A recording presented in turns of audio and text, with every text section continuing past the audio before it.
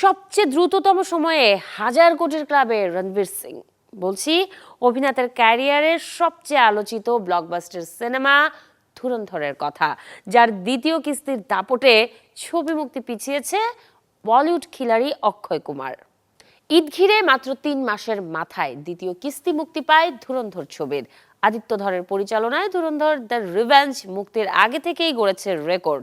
Paid প্রিভিউতে সবচেয়ে বেশি আয়, প্রথম দিনে সর্বোচ্চ আয়ের সিনেমা, 7 দিনে 1,000 কোটির ক্লাবে প্রবেশ সহ একাধিক রেকর্ড এখন রণবীর সিং অক্ষয় খান্না অভিনীত এই সিনেমার দখলে। ছবির এত হাইপে তাই তো নিজের সিনেমা মুক্তি নিয়ে শঙ্কায় আছেন অক্ষয় কুমার।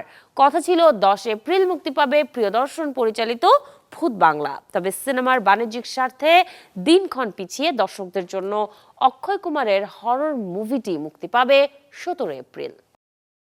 নগদ নিয়ে এলো হার না মানা হার অফার। সর্বনিম্ন 10,000 টাকা রেমিটেন্স নগদে পাঠালে থাকছে স্বর্ণের হার জেতার সুযোগ।